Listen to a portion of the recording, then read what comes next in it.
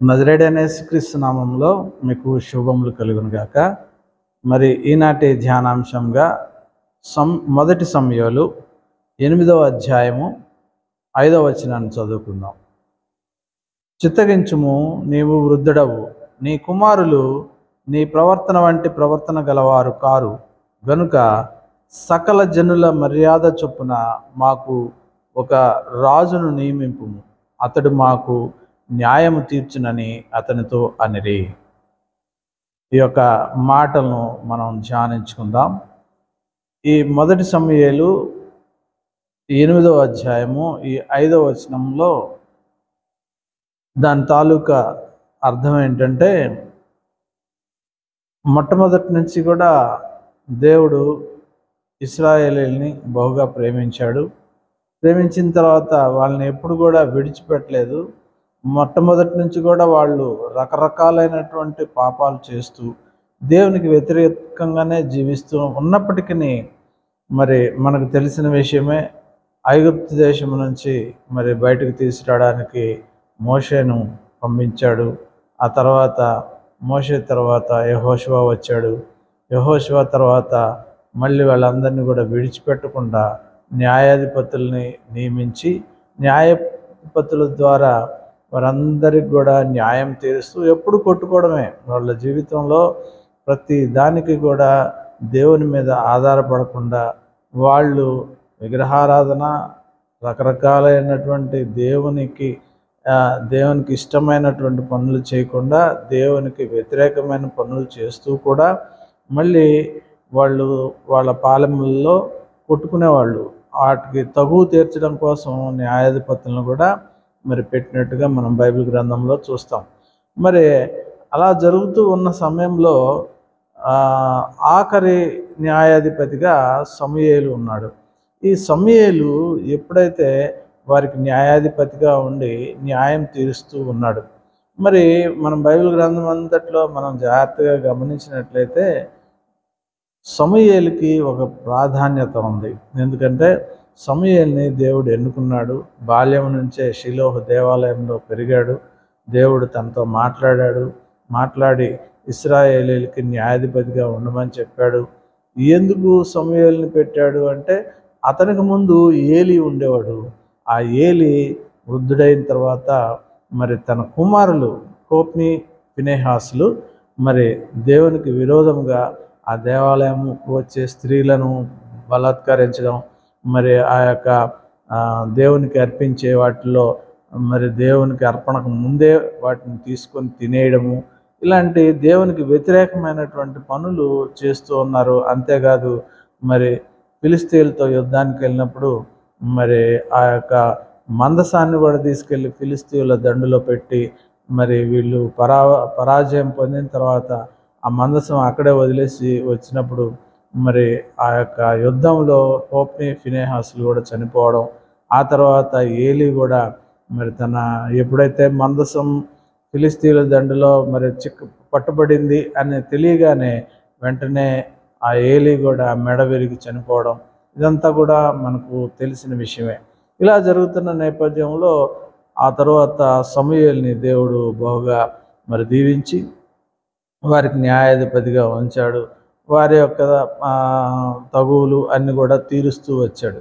ఎప్పుడైతే సమూయేలు అలా చేస్తూ వచ్చాడో ఆ తర్వాత కొంతకాలానికి సమూయేలు కూడా వృద్ధుడయ్యాడు.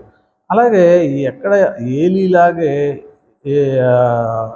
తన కుమారులు ఎలాగా మరి పాడైపోయారో, అదేవిధంగా ఇక్కడ సమూయేలు యొక్క పిల్లలు కూడా పాడైపోయినట్టుగా చూస్తాం. ఇక్కడ సమూయేలుకి 2 కుమారులు ఉన్నారు. ఒక అతని పేరు యోవేలు, ఇంకొక అతని పేరు అబియా అనే అతను. 2 కుమారులు ఉన్నారు.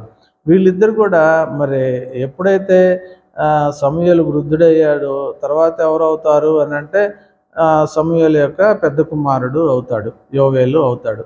అతను మరి న్యాయాధిపతిగా ఉండి ఇశ్రాయేలీయులకి తీర్పు తీర్చాలి. ఇశ్రాయేలీయులకి దేవుడు చెప్పే మాటలు వాళ్ళు చెప్పాలి. మిగతా వాళ్ళందరూ కూడా చేసింది అదే. కానీ ఎప్పుడైతే వీరిరువురు కూడా లంచం పుచ్చుకోవడము, వీరు కూడా దేవునికి విరోధంగా ఇక్కడ మనం చూస్తాం. ఇక్కడ 3వ వచనంలో మనం కనుక చూసినట్టయితే వీరు బెయేర్షెబాలో న్యాయాధిపతులుగా ఉండ్రి. ఇద్దరు కూడా న్యాయాధిపతులుగానే ఉన్నారు.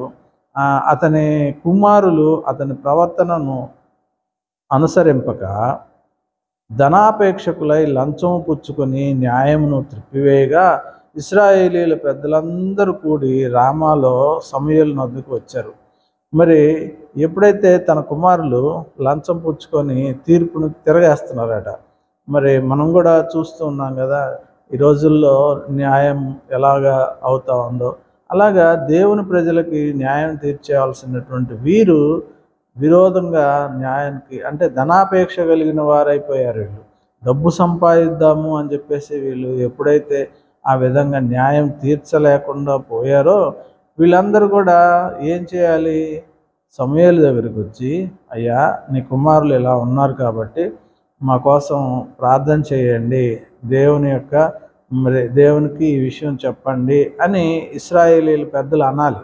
కానీ ఇక్కడ ఇశ్రాయేలీయుల పెద్దలు ఏమంటున్నారు? సమూయేలు దగ్గరికి వచ్చి, అయ్యా నీ పిల్లలు నీ వంటి వారు కాదు, వారు అపేక్షకులయ్యి మరి తీర్పుల్ని తిరగేస్తున్నారు, అన్ని తీర్పులు తప్పు చెప్తున్నారు, ఎవరు డబ్బు ఇస్తే వాళ్ళ వైపే తీర్పు తీరుస్తున్నారు, కాబట్టి దయచేసి మాకు మీ యొక్క కుమారులు న్యాయాధిపతులు వద్దు అని చెప్పి ఈ 5వ వచనంలో నీవు వృద్ధుడవు, నీ కుమారులు నీ ప్రవర్తన అంటే ప్రవర్తన గలవారు కారు గనుక సకల జనుల మర్యాద చొప్పున మాకు ఒక రాజును నియమింపుము, అతడు మాకు న్యాయం తీర్చునని అతనితో అనిరి.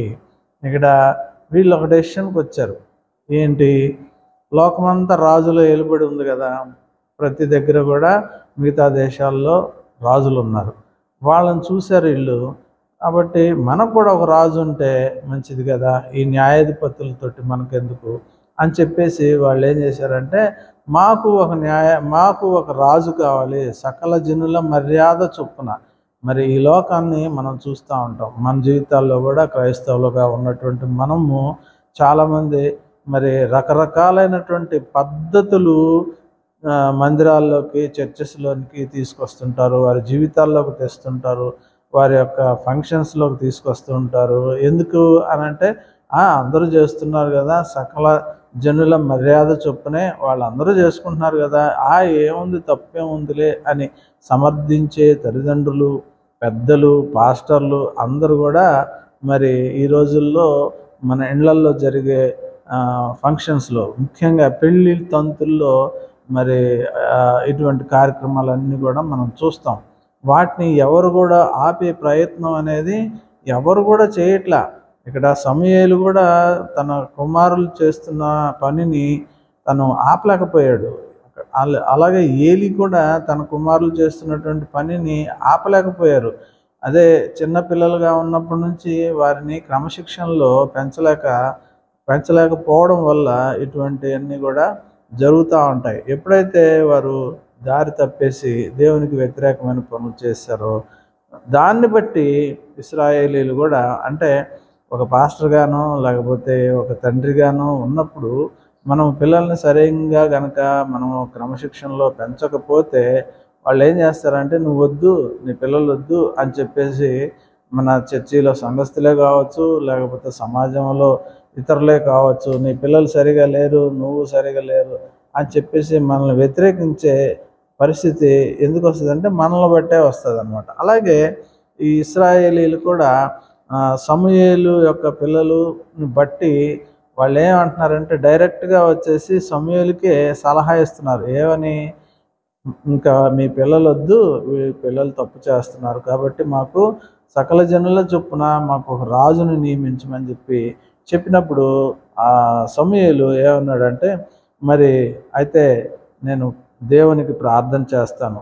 సమూయేలులో ఎటువంటి మార్పు లేదు, అతను కరెక్ట్గానే ఉన్నాడు. అతను ఏమంటున్నాడు? అందుకు కనుక సమూయేలు యెహోవాకు ప్రార్థన చేశాను. ఇది 6వ వచనంలో. ఇక 7వ వచనంలో మనం చూసినట్లయితే ఇతను ప్రార్థన చేశాడు. ఎవరికి? తండ్రి అయిన దేవునికి, యెహోవాకి. దేవుడు ఏమంటున్నాడో వినండి ఒకసారి. అందుకు యెహోవా సమూయేలునకు సెలవిచ్చినదేమనగా, జనులు నీతో చెప్పిన మాటలన్నిటి ప్రకారము జరిగింపుము. వాళ్ళు ఏదైతే అడిగారో అదే చెయ్యి. వారు నిన్ను ఇక్కడ సమూయేలు బాధపడినట్టున్నాడు. అయ్యా, నన్ను నా కుమారులను విసర్జించేశారు అని బాధపడినట్టున్నాడు. దానికి దేవుడేమంటున్నాడు, సమూయేలు, వాళ్ళు నిన్ను విసర్జించలేదు కానీ తమ్మును ఏలకుండా నన్నే విసర్జించి ఉన్నారు అని చెప్పినట్లుగా ఇక్కడ వారు నన్ను విసర్జించి ఇతర దేవతలను పూజించి నేను ఐగుప్తులో నుండి వారిని రప్పించిన వాటి నుండి నేటి వరకు తాము చేయుచూ వచ్చిన కార్యములన్నిటి ప్రకారముగా వారు నీ ఎడలను జరిగించుచున్నారు. వారు చెప్పిన మాటలను అంగీకరించు. అయితే వారిని ఏలబో రాజు ఎట్టివాడగునో నీవే సాక్షివై వారికి దృఢముగా తెలియజేయము అని చెప్పినట్టుగా మనం ఇక్కడ చూస్తాం. ఇక్కడ దేవుడు చాలా స్పష్టంగా ఉన్నాడు. మనకి ఏది కావాలో అది దేవునికి తెలుసు. అది దేవుని దగ్గర మనం అడిగి పొందుకోవాలి. అంతేగాని మనకు మరి సకల జనుల చొప్పున సమాజంలో ఏం జరుగుతుందో దాని చొప్పున మరి వాళ్ళకి లేని బాధ, వాళ్ళకి లేని కష్టం మనకేంటి అని మనము వాటి చొప్పున మనం ప్రవర్తిస్తూ ఉంటాం. ఈ రోజుల్లో మరి మనం కూడా గమనించినట్టయితే రకరకాల చర్చెస్ ఈ రోజున వచ్చాయి. వారి బోధలు, వారి యొక్క పద్ధతులు అవన్నీ చూస్తే చాలా విచిత్రంగా ఉంటాయి. ఎక్కడ కూడా బైబిల్లో లేని పద్ధతులు, మరి ఎక్కడ కూడా హిందూ ఆచారాలని పోలినటువంటి మరి పరిస్థితులు ఆయా సంఘాల్లో కనిపిస్తూ ఉన్నాయి. ఆయా పాస్టర్స్ కూడా ఆ విధంగానే వాటిని తీసుకువెళ్తూ ఉన్నారు. దాన్ని బట్టి మనం చాలా జాగ్రత్తగా గమనించాలి. ఇక్కడ దేవుడు స్పష్టంగా చెప్పాడు, అయ్యో సమూయేలు, వారు నిన్ను విసర్జించలేదు, నన్నే విసర్జించేశారు. నా ఏలుబడి కింద నా క్రింద వాళ్ళు జీవించడానికి వాళ్ళు తమ్ముని ఏలకుండా నన్నే విసర్జించారు, వాళ్ళని ఏలకుండా నన్నే విసర్జించారు అని దేవుడు చెబుతూ మళ్ళీ ఇంకొక మాట కూడా చెప్పాడు సమూయేలుకి. ఏమనంటే, ఇదిగో వాళ్ళు ఏదో రాజు అయితే మాకు బాగుంటాడు అదే ఇదని వాళ్ళు ఇష్టపడుతున్నారు. దేవునికి సకలం తెలుసు కదా, రాజు ఏ విధంగా పరిపాలిస్తాడు అన్నది దేవునికి తెలుసు. కాబట్టి దేవుడు ఏం చెప్పాడు, అయితే నువ్వు ఒక పని చేయి, నీకు రాజు కావాలంటున్నావు కదా, మీ మీద రాజుని కనుక నియమిస్తే ఆ రాజు ఎలా ఉంటాడు, దానికి మీరు ఎలా ఉండాలి, ఆ పద్ధతులు ఏంటి, దానికి మీరు ఎలాగా అతనికి ఏమేమి ఇవ్వాలి, ఇవన్నీ కూడా ముందు తెలియజెప్తే అప్పుడు దానికి కనుక ఓకే అంటే అప్పుడు నువ్వు రాజుని నియమిద్దాము అని మరి తండ్రి అయిన దేవుడు యెహోవా దేవుడు సెలవిచ్చినట్లుగా ఇక్కడ చూస్తాం. ఇలాగే మనము దేవుని యొక్క ఏలుబడిలో ఉండడానికి మనం ఇష్టపడం, లేదా మన యొక్క సొంత ఆలోచనలతో మనం జీవించడానికి, లేదా కొంతమంది అబద్ధ బోధకుల యొక్క బోధను మనం అనుసరించడానికి మనం ఇష్టపడుతూ ఉంటాం. చాలామంది చాలా సంఘాల్లో బొట్టు పెట్టుకున్న ఆక్షేపించరు పాస్టర్లు. ఎందుకంటే బొట్టు తీసేయమంటే ఆవిడ మళ్ళీ చర్చికి రాదు, అందుకని చెప్పరు. అలాగే వారింట్లో అన్నీ చేస్తూ ఉంటారు. ఏంటి పెళ్ళిళ్ళకి ముహూర్తాలు చూస్తుంటారు, లేకపోతే రకరకాలైనటువంటి పద్ధతులు పెళ్ళిళ్ళు తీసుకుని వచ్చి అవన్నీ కూడా చేస్తూ ఉంటారు. అవన్నీ చేస్తూ ఉంటే వాటికి ఆక్షేపణ అనేది ఏ పాస్టర్ కూడా చెప్పడు. ఎందుకంటే చెబితే వారికి ఇచ్చే దశంభాగాలు ఎవరు, లేదంటే వారికి ఇచ్చే కానుకలు ఎవరు, వాళ్ళు చర్చి కూడా మానేసే అవకాశం ఉంది. కాబట్టి వారికి ఎటువంటి పరిస్థితుల్లో కూడా చెప్పడానికి ఇష్టపడరు. అదేవిధంగా అందుకోసమే దేవుడు ఇక్కడ ఏం చెప్తున్నాడంటే, మీరు రాజును కోరుకుంటున్నారు కానీ రాజు వస్తే ఇలా ఉంటుంది అని ముందు చెప్పు, దానికి ఇష్టమైతే ఓకే రాజుని వాళ్ళకి ఇద్దాము, వాళ్ళు నా ఏలుబడి కింద ఉండకుండా ఎవరైతే రాజు వస్తాడో ఆ రాజు యొక్క ఏలుబడిలో ఉందామని ఆశపడుతున్నారు. ఆ రాజు తాలూకా వృత్తి ప్రవృత్తి ఎలా ఉంటుందో కూడా తెలియజేయమని చెప్పినట్టుగా మనం బైబిల్ గ్రంథంలో చూస్తాం. ఇక్కడ పాత నిబంధనలో ఇశ్రాయేలీలందరూ కూడా అలాగే దేవుని యొక్క ఏలుబడిలో ఉండకుండా ఎలాగ విసర్జించారో, క్రొత్త నిబంధనలోకి వచ్చేసరికి కూడా ప్రభువైన యేసుక్రీస్తు యూదుల రాజుగా ఆయన యూదా గోత్రములో జన్మించి మరి వారి యొక్క పాపములను వారి యొక్క శాపముల నుంచి విడుదల చేయడానికి ఆయన యూదుల రాజుగా వస్తే, ఇక్కడ మనం గమనించినట్లయితే ఇక్కడ కూడా అలాగే అంటున్నారు. ఎవరు? ఈ యొక్క ఇశ్రాయేలీలు, ఈ యొక్క యూదా గోత్రపు సింహాన్ని అంటే ప్రభువైన యేసుక్రీస్తుని మరి మాకొద్దు ఈ రాజు అని చెప్పేసి ఇక్కడ కూడా అంటూ ఉన్నారు. అక్కడ ఏదైతే అంటున్నారో, తండ్రి అని యెహోవా దేవుని ఏలుబడి కింద వాళ్ళు ఉండకుండా మాకు ఒక రాజు కావాలని ఎలాగ అడిగారో, ఇక్కడ కూడా ప్రభువైన యేసుక్రీస్తు మాకొద్దు అని చెప్తున్నారు. ఇక్కడ లూకా సువార్త 23వ అధ్యాయం మనం కనుక చదివినట్లయితే ఇక్కడ వాళ్ళు మాట్లాడుతూ ఉన్నారు. ఇక్కడ కనుక మనం చూసినట్లయితే 23వ అధ్యాయం 21వ వచనాన్ని చూద్దాం. వీనిని సిలువ వేయము అని కేకలు వేసిరి. ఎవరిని? ప్రభువైన యేసుక్రీస్తుని. అయ్యా, అతనిలో ఏ దోషం కనపడలేదు మీ రాజుకి, కాబట్టి అతన్ని విడుదల చేస్తాను, నాకు అధికారం కూడా ఉంది, ఈ పస్కా టైంలో ఒకరిని విడుదల చేసే అధికారం నాకు ఉంది, కాబట్టి విడుదల చేస్తుంటే ఆయన్ని మాత్రం విడుదల చేయొద్దు, బర్రబ్బాను విడుదల చేయమని చెప్పేసి అడిగినట్లుగా మనం చూస్తాం. ఇదిగో ఇక్కడ 17వ వచనాన్ని కనుక మనం చూస్తే, కాబట్టి నేను అతన్ని శిక్షించి విడుదల చేయదునని వారితో చెప్పగా, వారందరూ వీనిని చంపివేసి మాకు బర్రబ్బాను విడుదల చేయమని ఏకగ్రీవముగా కేకలు వేసిరి. ఏం చేస్తున్నారు? బర్రబ్బాను విడుదల చేయండి, ఆడొక దొంగ కదా, అటువంటి ఆయన్ని విడుదల చేయమంటున్నారు. మన దేవుని కుమారుడు ప్రభువైన యేసుక్రీస్తుని మాత్రం సిలువ వేయమని కేకలు వేసినట్లుగా ఇక్కడ మనం చూస్తాం. అంతేకాదు 23వ వచనంలో చూస్తే, అయితే వారు పట్టుగా పెద్ద కేకలు వేసి వీనిని సిలువ వేయమని అడుగుగా వారి కేకలే గెలిచెను. ఇక్కడ వారి కేకలే గెలిచాయి. ప్రభువైన యేసుక్రీస్తుని సిలువకి అప్పచెప్పినట్లుగా ఈ యొక్క ఇశ్రాయేలీల్ని మనం చూస్తాం. ఇదే విషయము పాత నిబంధనలో కూడా మరి ఇక్కడ సిలువ వేయడానికి ఇక్కడ ప్రభువుని అప్పచెప్పారు. ఇక్కడ దేవుడు వారిని ఏలనివ్వకుండా మాకు రాజునివ్వు అని చెప్పేసి ఇక్కడ కోరుకున్నట్టు. కానీ దేవుడు మనం అడిగిన వెంటనే మన ఇష్టాలని దేవుడు చెప్తాడు. ఒక అమ్మాయిని పెళ్లి చేసుకోవాలన్నా, లేకపోతే మనం ఏదైనా ఒక వ్యాపారం చేయాలన్నా, లేదంటే ఒక ఉద్యోగం చేయాలన్నా, మనం దేవుని సన్నిధిలో దాన్ని కనుక ప్రార్థనలో పెడితే అది చెయ్యాలా వద్దా అనేది దేవుడు చెప్తాడు. కానీ ఇక్కడ వీళ్ళు ఏం చేస్తున్నారంటే, ఇవన్నీ లేవు, మాకు రాజు కావాలి, సకల జనుల సమాజంలో ఏం జరుగుతుందో దాన్ని బట్టి మాకు ఇదే కావాలి అని అడగగానే దేవుడు కూడా మనం అడిగిన వాటికి ముందు హెచ్చరిస్తాడు. ఇది వద్దబ్బా, ఇది తప్పు అని చెప్తాడు. కానీ మనం ఏం చేసుకుంటామంటే, మన ఇష్టాన్ని దేవుని ఇష్టంగా భావించి దేవుని దగ్గర ప్రార్థన చేస్తామండి. అందుకే ఆ అబ్బాయి హిందూ అయినా మంచి ఉద్యోగస్తుడు కదా, దాన్ని బట్టి ఆశపడతారు. లేదా మంచి శాలరీ కదా, దాన్ని బట్టి ఆలోచిస్తారు. లేదంటే మంచి పాస్తులు ఉన్నాయి కదా, మంచి అందగాడు కదా అని చెప్పేసి ఒక హిందూ కులంలో పుట్టినటువంటి వారు ఒక విగ్రహారాధికుల్ని మనం అల్లుళ్ళుగా తెచ్చుకుంటుంటాం. లేదా అమ్మాయిల్ని కూడా ఆస్తి ఉందని చెప్పి కోడళ్ళుగా కూడా తెచ్చుకున్నటువంటి రోజులు. ఇప్పుడు ఏంటంటే, ఒక డాక్టర్కి డాక్టర్ మొగుడే కావాలి, డాక్టర్ భార్య కావాలి, అలాగే ఒక ఇంజనీర్ అబ్బాయికి సాఫ్ట్వేరే కావాలి.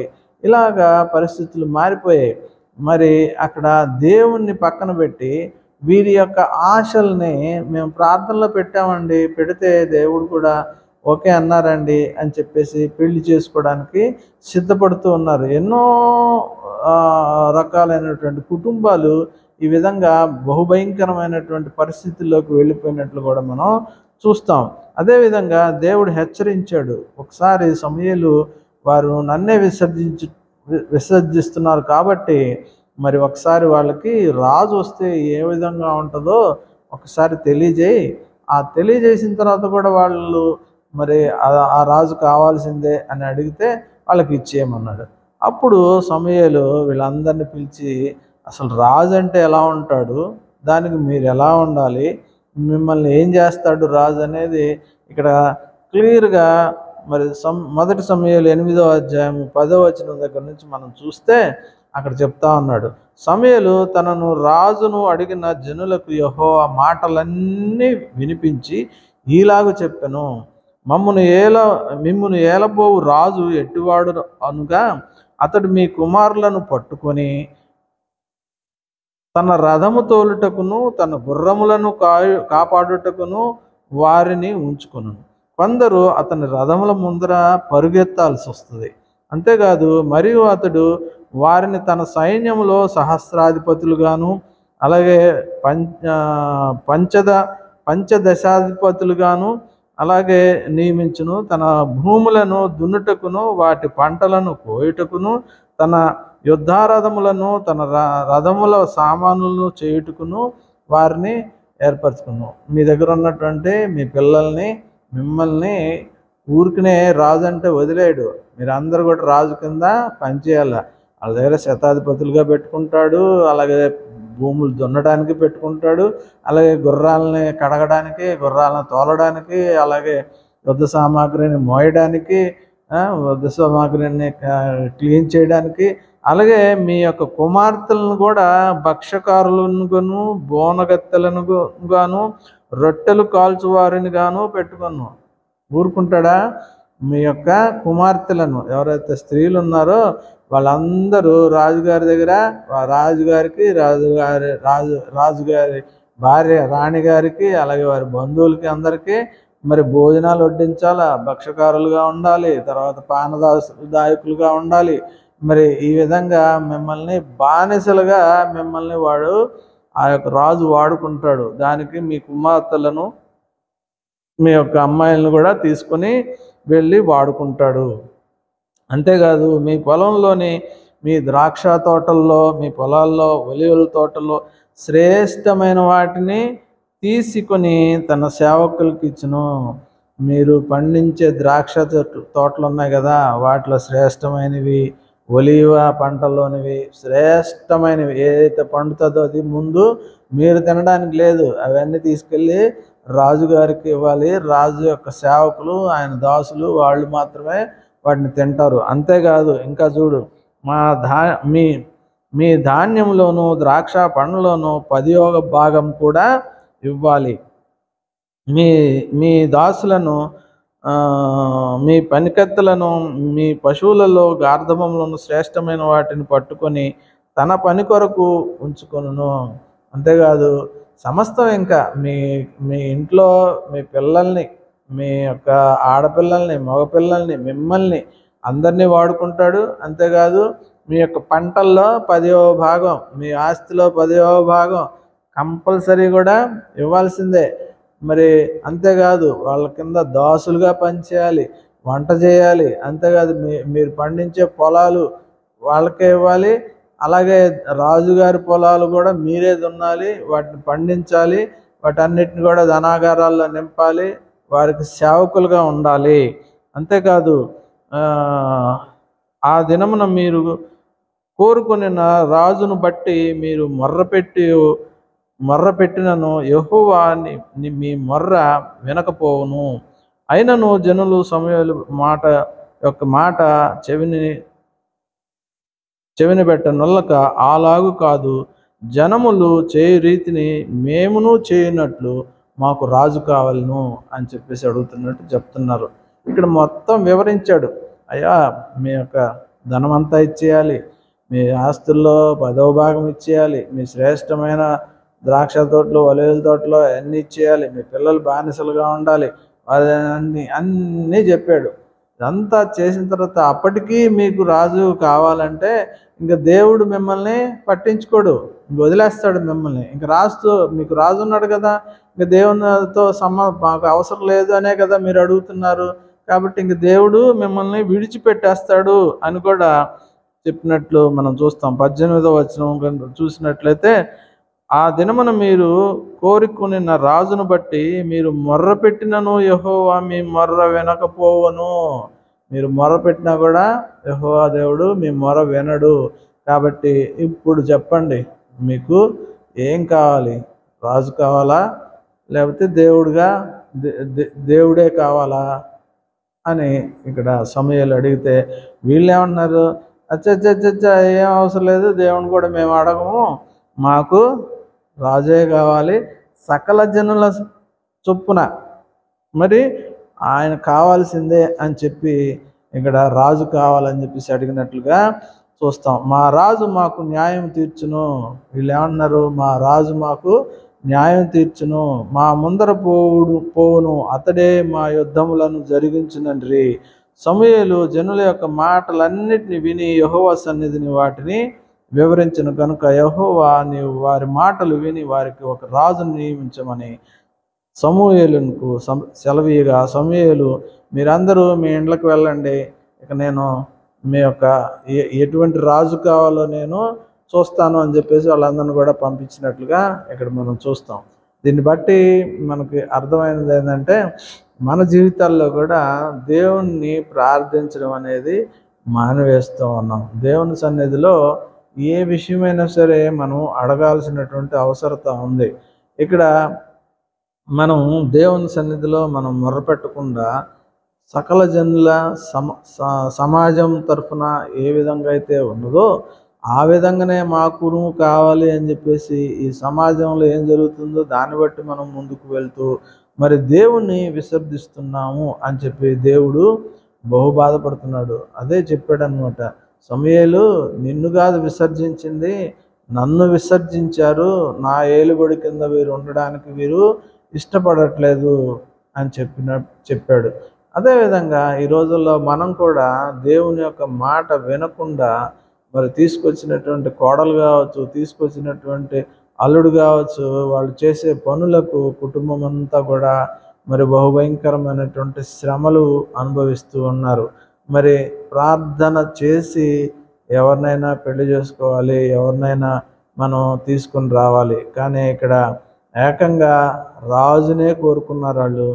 ఈ లోకా సువార్తలకు వచ్చేసరికి ప్రభువైన యేసుక్రీస్తునే మాకొద్దు, సిలువ వేయము, ఈయన మీ రాజు కదంటే మాకు ఈ రాజు వద్దు, అతను సిలువ వేయండి, బరబ్బాని విడుదల చేయమని ఒక దొంగను కోరుకుంటున్నాడు. దొంగ ఏం చేస్తాడు, దోచుకుంటాడు. అలాగే ఇక్కడ రాజుని వాళ్ళు కోరుకున్నారు. ఆ రాజు వల్ల ఎటువంటి భయంకరమైన పరిస్థితిలో మరి చెప్పినప్పటికి కూడా వాళ్ళు వినలేదు. ఆ తర్వాత మనకి తెలుసు, ఆ తర్వాత ఎవరిని ఎన్నుకున్నారు, సౌలు అనే బెన్యామీను గోత్రకుడిని, గాడిదలు కాసుకునేవాడిని మరి వాళ్ళు ఎంచుకున్నారు. ఆ యొక్క అతని ద్వారా వాళ్ళు ఎన్నెన్ని బాధలు పడ్డారు. వాళ్ళందరి ఉద్దేశం ఏంటి, ఒక రాజు అయితే మా తరఫు నుంచి ఇశ్రాయేలీలు తరఫు నుంచి ఫిలిస్తీన్లతో యుద్ధం చేస్తాడు, హ్యాపీగా మేము ఎంజాయ్ చేస్తూ తినుచూ తాగుతూ హ్యాపీగా ఉంటాము, ఆ రాజే పడతాడులే అనుకున్నారు. కానీ ఆ రాజు వల్ల ఎన్ని ఇబ్బందులు వస్తాయో వాళ్ళకి అర్థం కాల. కానీ దేవుడు హెచ్చరించాడు సమూయేలు ద్వారా, అయినా కూడా వారు వినలేదు. ఆ తర్వాత సౌలు రాజుగా వచ్చిన తర్వాత వాళ్ళు ఎన్ని బాధలు పడ్డారు అన్నది తర్వాత మనం తెలుసుకుందాం. మరి మన జీవితానికి దీన్ని కనుక అనునయించుకుంటే, దేవుణ్ణి మనం విసర్జిస్తే మన కుటుంబాల్లో కూడా ఇటువంటి శ్రమలు, ఇటువంటి బాధలు, ఇటువంటివే మనకు కూడా వస్తాయి. కాబట్టి నిత్యము మనం ప్రార్థనలో ఎదురు చూసే, అది చర్చ్ అయినా సంఘమైనా ఏదైనా సరే, నువ్వు ఒక చర్చికి వెళ్తున్నావు అంటే ఆ చర్చిలో కూడా నిన్ను ఏ విధంగా నిన్ను పాలిస్తున్నాడు నీ యొక్క బోధకుడు అనేది కూడా మనం జాగ్రత్తగా గమనించుకోవాలి. కొంతమంది ఈ మధ్యకాలంలో మనం చూసినట్లయితే కొన్ని సంఘాల్లో మరి విశ్వాసులను దోచుకుంటున్నారు. వాళ్ళు కూడా రాజులే. దేవుని మీద ఈ యొక్క ప్రజలు ఆనుకోవడంలే. వాళ్ళు ఏం చేస్తున్నారంటే వెళ్ళిపోయేసి వాళ్ళ దగ్గర తలలు వంచి, అయ్యా ప్రార్థన చేయి అంటే ప్రార్థన చేస్తే 1000 రూపాయలు, టిఫిన్ చేస్తే 5000, ఇలాగా ఆ ఖర్చు కొనుక్కుంటే 10,000. ఈ విధంగా రకరకాలైనటువంటి సకల జనుల దీన్ని బట్టి మనం ఏ చర్చికి వెళ్తున్నాం అన్నది కూడా మనం జాగ్రత్తగా గ్రహించుకోవాలి. ఆ యాజకుడు ఆ పాస్టరు నిన్ను ఏ విధంగా చూస్తున్నాడు అన్నది కూడా నువ్వు గమనించాలి. మరి రకరకాలైనటువంటి పద్ధతుల్లో మరి విశ్వాసుల్ని దోచుకుంటూ నువ్వు దశమ భాగం ఇవ్వాలి. అది దేవుడు చెప్పిందే కాబట్టి దశమ భాగం ఇస్తావు. కానీ ఇక దశమ భాగము తర్వాత కూడా నిన్ను రకరకాలుగా శోధిస్తూ రకరకాలైనటువంటి అవసరతలు వాళ్ళ రాజ్యాలను కట్టుకుంటూ వాళ్ళ లగ్జరీని వాళ్ళు నింపుకుంటూ మరి దేవుని సన్నిధిలో నీకు వచ్చిన రోగానికి నువ్వు ప్రార్థన చేయకుండా ఆయన దగ్గర ప్రార్థన చేసి ఆయన దగ్గర ఆయిల్ కొనుక్కొని అదంతా కూడా ఏంటంటే బిజినెస్ అయిపోయింది.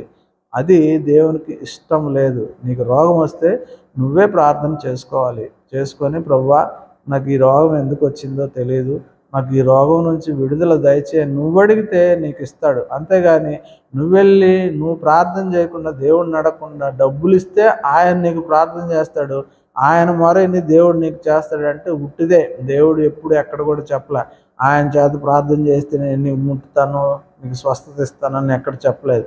కాబట్టి అటువంటి పరిస్థితుల్లోనికి నువ్వు వెళ్తున్నావు. నువ్వు వెళ్ళే చర్చి, నువ్వు వెళ్ళే ఆ యొక్క పాస్టరు ఎవరైతే దైవజనుడిగా పిలువబడుతూ ఉంటాడో అతను చేసే పనులు, అతను చేసే ఇవన్నీ కూడా నువ్వు జాగ్రత్తగా గమనించుకోవాలి.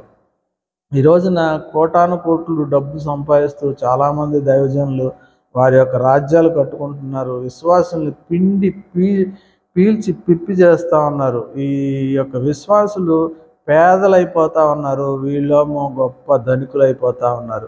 కాబట్టి ఈ యొక్క మాటలు దేవుడు ఈ విధంగా కూడా మీకు తెలియజేస్తున్నాడు. కాబట్టి చాలా జాగ్రత్తగా ఉండి దేవుని సన్నిధిలో మొర్రపెట్టి ప్రార్థించి వీటన్నిటిని కూడా మీరు పొందుకోవాలని ప్రభువుపేట మీ అందరికి కూడా తెలియజేస్తూ ఈ యొక్క అంశాన్ని ముగిస్తున్నాను. మరి ఒక అంశంతో మీ దగ్గరికి వస్తాను.